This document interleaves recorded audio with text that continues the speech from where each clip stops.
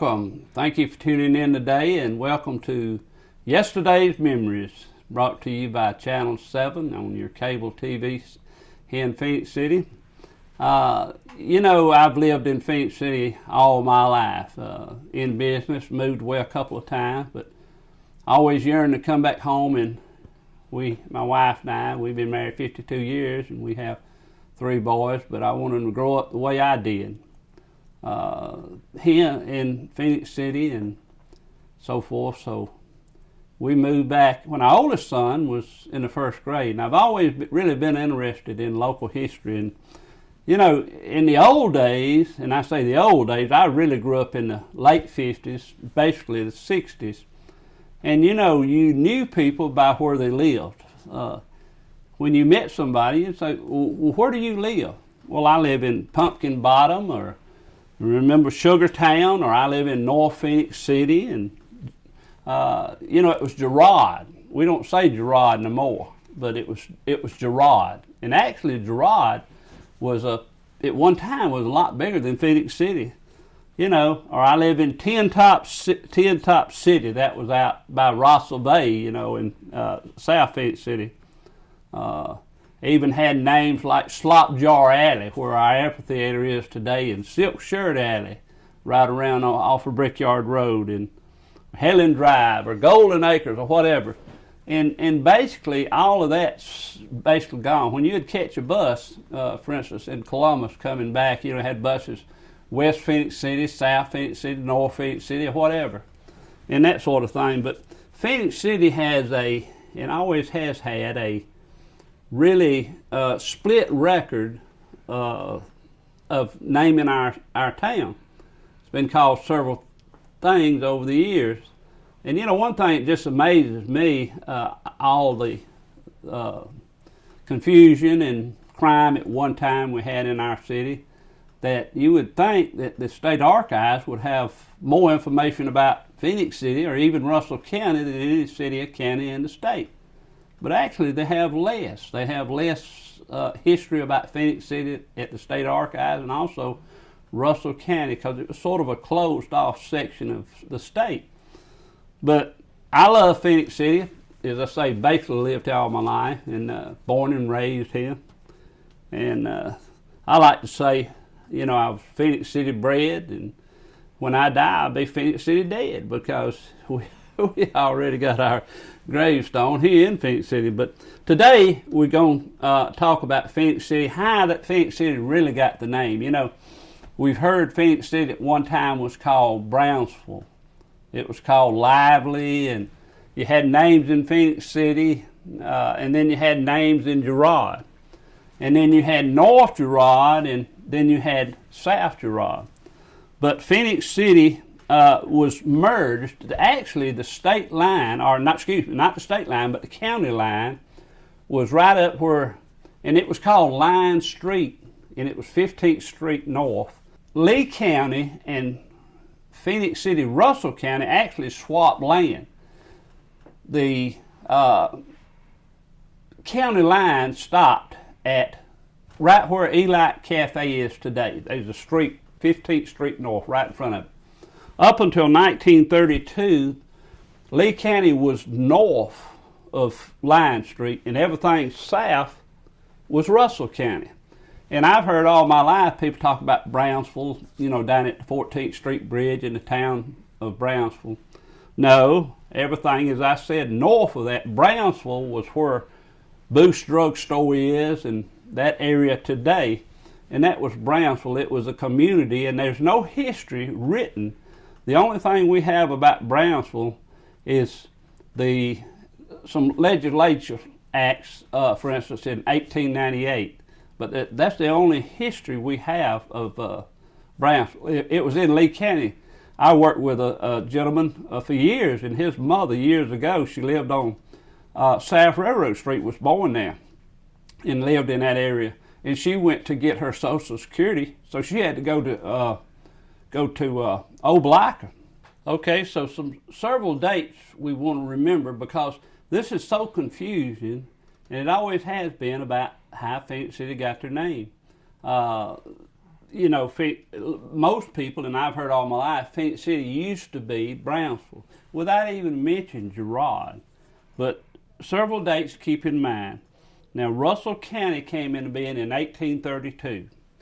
Then Phenix City and Girard merged the cities together in 1923. And then what you still had, the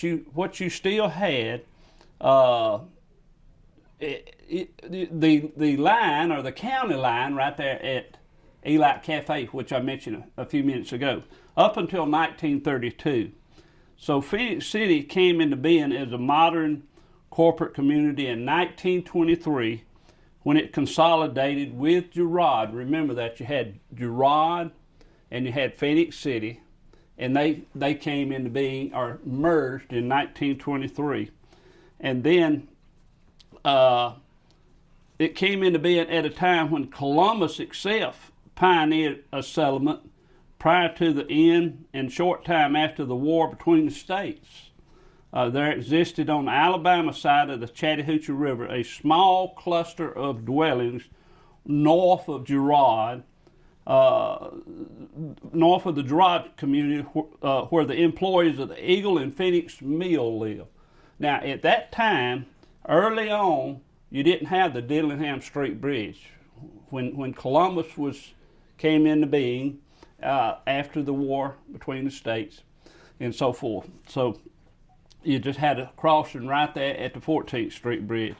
And then but the people who lived in those houses, they had they belonged to no organized municipal group. So they called their community, upon the site where the Phenix City Housing Authority is today, right across from Troy, they called their community Lively, in honor of the pastor, Reverend Lively, at Trinity Methodist Church. So they loved Reverend Lively, so they just called their little community right down. Remember, the Riverview Apartments wasn't there, and so that community was called Lively. You see the photo that is showing now. That was down there where the Phenix City Housing Authority apartments office building is today. And that was W.C. Harrison store. If you'll look at that photo, look up to the left top, and you'll see a treehouse. People's up in there, but that was a whole community of Lively. As I say, they didn't have a name, but it wasn't organized. And even the dates in which Lively flourished have been lost in the passage of time. However, as the younger residents grew of age, memory of the minister from whom the community took its name soon faded, and the people decided to christen their settlement after a popular contemporary of that time. And thus, in the midst of the Reconstruction period, the area became Brownsville. And the reason it was called Brownsville, there was a gatekeeper at the mill named Jack Brown. And so they just came up with a name. Everybody seemed to love this guy. I mean, so they called it Brownsville. And that's how communities got their names and things like that. And so it was at that point that the city actually came into being. And though official handwritten minutes of the council meetings only go back as far as 1898, a few records are available in the form of legislature acts following approval by an act of the state legislature. February 23, 1883. You see the Phenix City vehicles going around in the Phenix City loco on the side of the trucks or wherever. They're having that Phenix City when it was created was February 23rd, 1883. But really, that's wrong if you look at it because of Girard. You had Girard in Phenix City. Now, Brownsville, nobody even knows when that even came into being. So I don't know why they'd have it 1883 because of the fact that Phenix City, remember I said Phenix City and Girard merged in 1923. And then the county split in 1932. And Lee County came all the way down, as I said, in front of Elite Cafe there, and everything north was Lee County. And so then in 1932, by an act of the legislature, they swapped some land out at Marvin, which was in Russell County at that time, for land in Phenix City, and moved the county line from where it was in that day, as I say, right in front of the Elite Cafe where it is today, out Somerville Road, of course, where it is today. But before 1932, everything south of there was Lee County. So it was following approval by the act of the state legislature, as I said, February 23rd, 1883. But when you see that date, remember on cards, that's, and I was on the council for a little short while, and I said, this is totally wrong. I mean, for years and years and years we've been saying it, but it's wrong. And so, but anyhow, Girard actually, it was incorporated as a town December the 8th, 1890. And so Girard was already a town, and at that time bigger than Phenix City, up until they merged. By about 33 years later, Brownsville had outgrown its neighbor, Girard, and more or less dominated the city government when the towns merged in 1923. Shortly before Girard became a city, a legislature act approved February 19, 1899, authorized replacement of the name Brownsville with Phenix City. And with the exception of a short period lasting about 6 months in 1923, when the Consolidated Citizens were known by the name of Brandon. Phenix City is a name under which the city has made its greatest strides. Brandon was the governor at that time, and people loved him, and he spoke at a revival meeting in Phenix City. He didn't preach, he just spoke, and the citizens just loved him. And so they wanted to name the city Brandon after they had already called it Brownsville and already been approved. It just seems like nobody could make their mind up what they really wanted to call the city. And then the town sought a post office, and then the post office, as I say, the city there, when they built this post office, they had a post office right down, when it was Girard, right down by the 14th Street Bridge, where the Phoenix Girard Bank would be.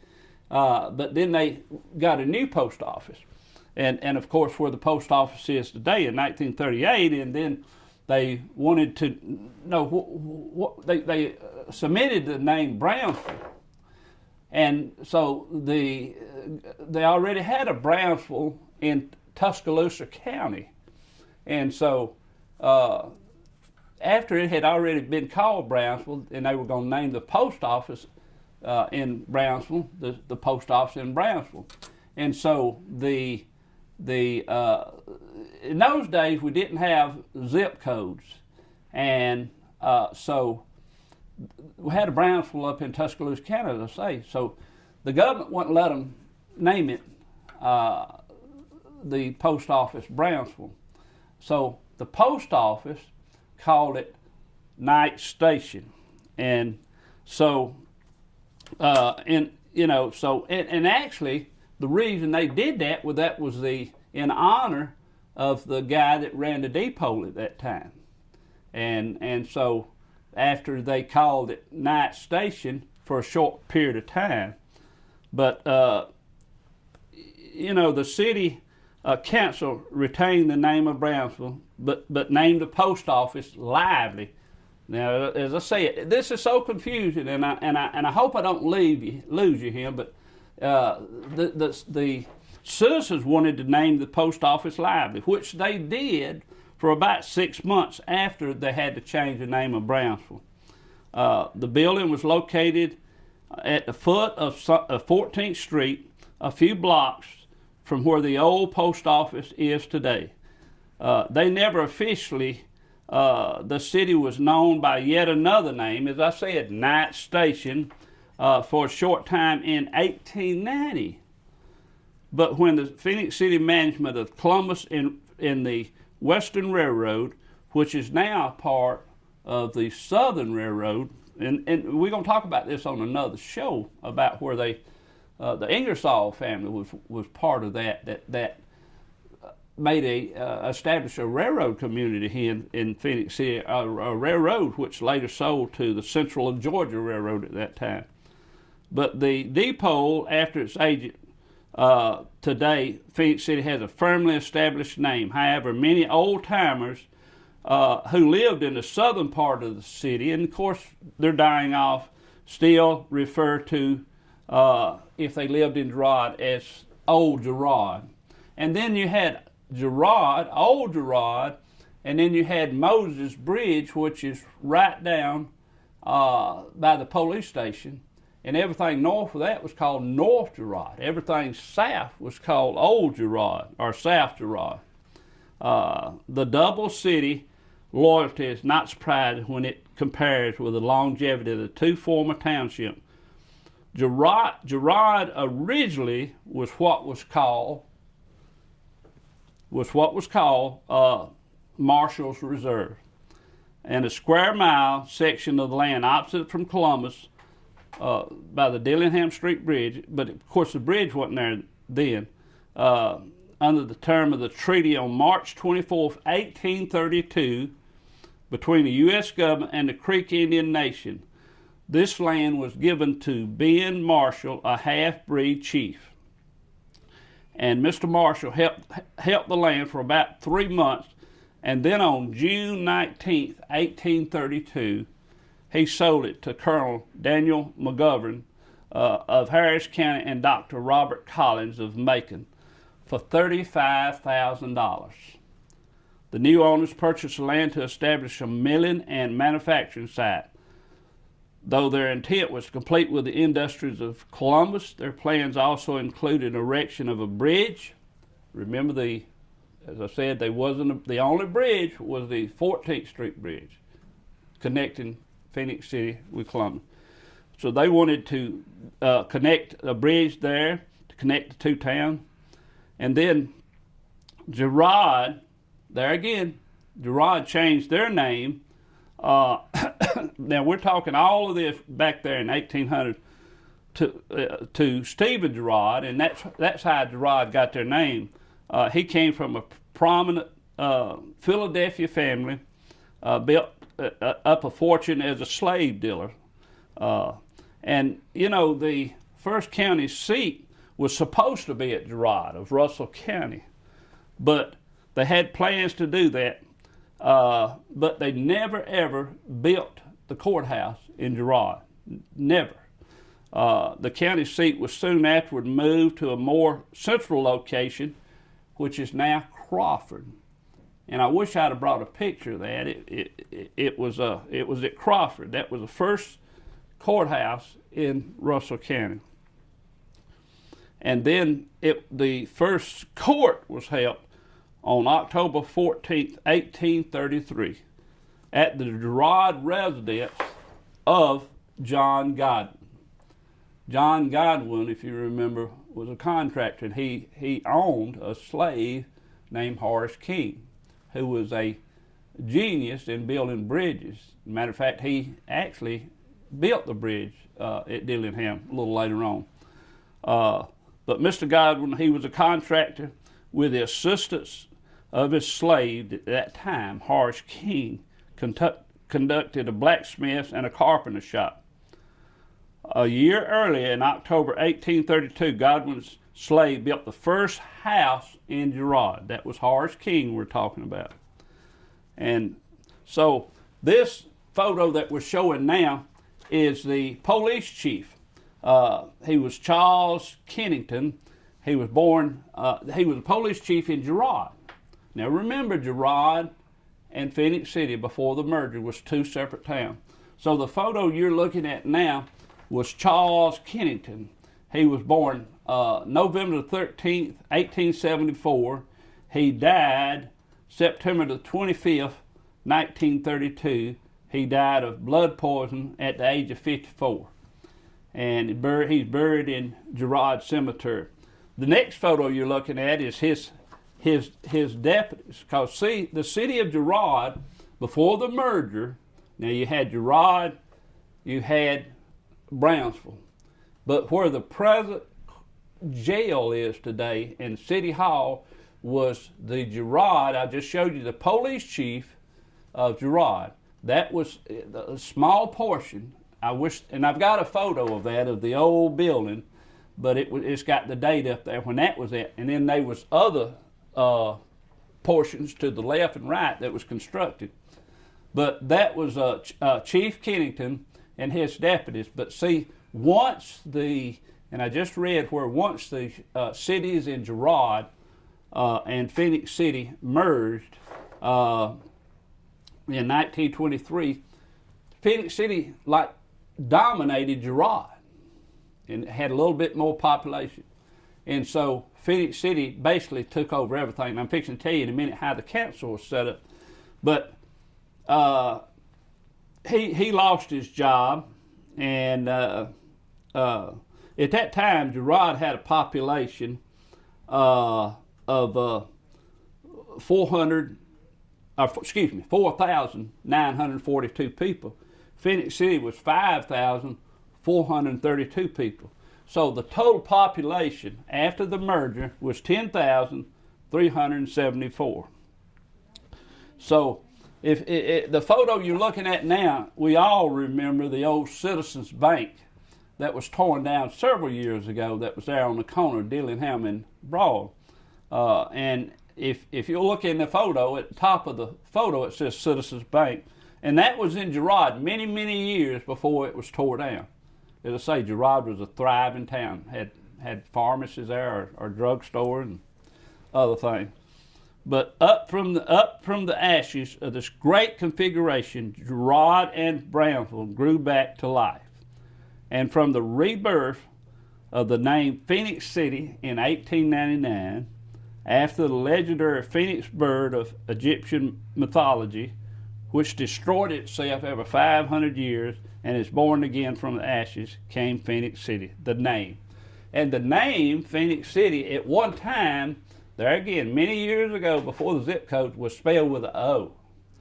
And of course, male, there again. I've got a picture of the Phenix City band that was a city band. And they played up by where the present day Boost Drugstore, or of course now it's Giovanni's, I think. There on the corner. They had a gazebo out there where the band played. But, of course, the mail there, once again, Phoenix, spelled with O, was going to Phoenix, Arizona. But, then, all right, so now you got a pretty good sized town. Even when I was a young boy, before I started school, we lived on a dirt road here in Girard at that time. And all roads around me, front and side, was dirt. And most of the roads in town was, of course, Broad Street and heavily traveled roads. Uptown, so to speak, was paved, but we lived on a dirt road. So you got these towns that merged together, and so we got to have some roads now. Now remember, you merged together in 1923, but I know how government works as far as, it crawls. It don't even crawl. It's slower than slow. And we all know that. But during the period, the cities themselves had no organized labor force. Now you had two towns that merged, no labor force, and work on the public roads was accomplished, get this, by requiring all male citizens between the ages of 18 and 45 to spend a minimum of days on these projects. The act incorporated the city of Girard. The city of Girard specified 5 days, while that for Brownsville, when they emerged now, I'm not talking about well, they merged in 1923. But let's take Brownsville out and say Phenix City required, let's just say the city of Phenix City required 10 days, where Girard required 5 days, or $2.50 for each mile in lieu of working. So no organized labor force. So the men between 18 and 45, they were required, it's just like at the draft in those days, they were required to work a number of days or pay $2.50, which was a lot of money, $2.50, in lieu of working. A provision of the act which incorporated Girard as a city set up an automatic form of government, which is the city was divided into 6 wards, and each ward entitled to 1 alderman for every 1,000 population. So if you remember, I said Girard, the population at that time was 4,942. So basically that gave them, with every 1 alderman, with every 1,000, that gave them 5 people on the council. The city, the incorporation of Phenix City, Brownsville at that time, provided a mayor and 5 council to be elected the 3rd Monday in March of election years. The charter called for the election to be conducted by the sheriff of Lee County.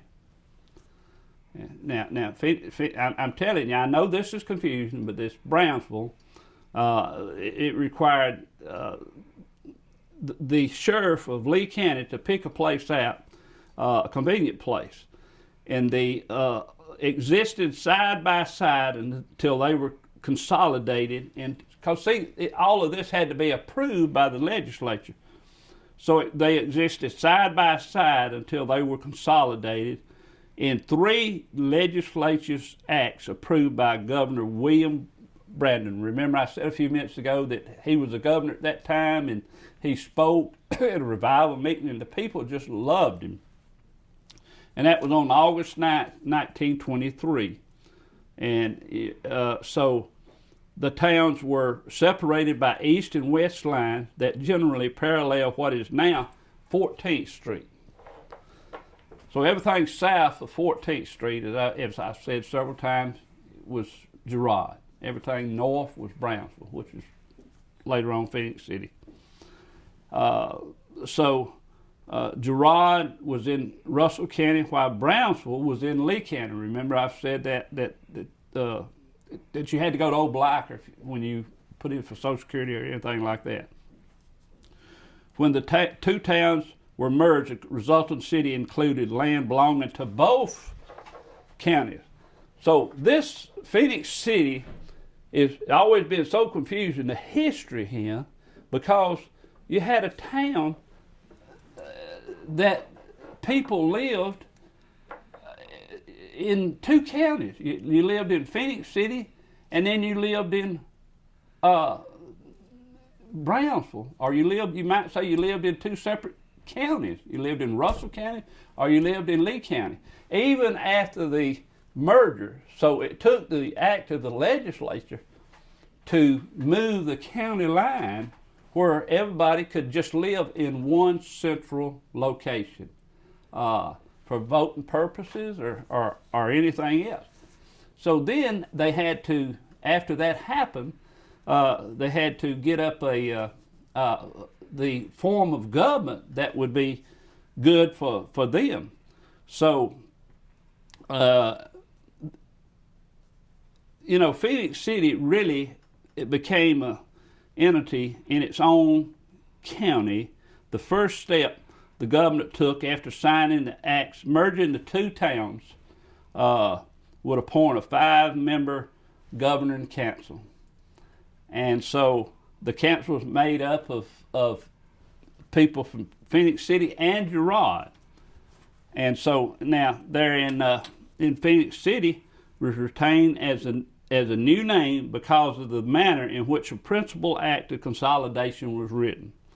In the same month and year of consolidation, the citizens renamed their city. It had just been consolidated, renamed the city Brandon, because people in those days, as I say, wherever you lived, you just run into someone on the street or say, well, he lives in Girard, or he lives in Brownsville, or he lives in Pumpkin Bottom, or wherever. That's as I say, you were known by where you lived. And that's actually been the case in my lifetime up till really just a few years ago. But as I say, Phenix City basically is the only name that ever really stuck out of all of these things. You know, the name lasted for about 6 months. As I say, they named it even after the consolidation, but it wasn't legal as far as being legal. But they wanted to call it Brandon, so that lasted for about 6 months after the cities was consolidated. When a court decree filed by a irate citizen of Girard ruled that the name was illegal. Brandon, he said that name was illegal, and the consolidation was not actually voided or anything like that, because it was done through the legislature. And I know, even after serving on the council a short time, that so much stuff, you know, people, why can't you do this or why can't you do that? Even with the city charter, and we live under a city manager's charter form of government today. It was enacted in 1976, but it has to go through the state legislature. So many things do, and it takes time after time after time. And so the photo you're looking at now is a photo of what is known as Vinegar Hill. And this photo is right below the present-day Justice Center, which used to be called the Russell County Courthouse on 14th Street. But you can see no automobiles on there, but that was this photo was North Girard. And people say Brownsville. No, it wasn't Brownsville. Remember, I said that Brownsville was in Lee County, up around Booth's Drugstore or north of Elite Cafe. But if you look at the photo on your screen now, you'll see that the cotton mill's in the back. And the last photo I've got here is a photo of Lion Street, and there again, next time you go in that way, just look at the little road right beside in front of the Elite Cafe, and that is known as 15th Street North. But the old timers like myself still call it Lion Street, because in 1923 it became part of our community, and it already was, but officially by the legislature. But it's so confusing. I know it's probably been confusing for you out there today, but you know, it's so confusing that the way we got our name. But as I say, Phenix City stuck, and I'm glad it has, because I love Phenix City. I hope you do, and I feel like you do. And there's good people. There's always been good people in Phenix City, you know, and I've always been proud of it and wouldn't want to live anywhere else. As I say, I wanted to bring my family back here and live. And you know, I was talking to Mr. Abbott this morning, and in the old days, you know, you knew everybody. Even if you saw them in Columbus or shopping or something, you may not know the name, but you knew them, and you know, and everybody, you know, helped everybody. So let's just be proud of our community and serve where we're asked to, if we're possible, and do our fair share. Just be good citizens. And thank you so much for tuning in today. And we're gonna have a lot coming. You know, as I say, I want to talk about the old school system, the way the school system was first established in Phenix. The school system was started in a church, believe it or not, before the first school ever was built. So, you know, just we're going to talk about a lot. And I don't know everything, and I don't know a lot. I don't know, but I'm telling you, I love local history, and hopefully you enjoyed the show today. And tune in again, and we'll learn together. Thanks so much.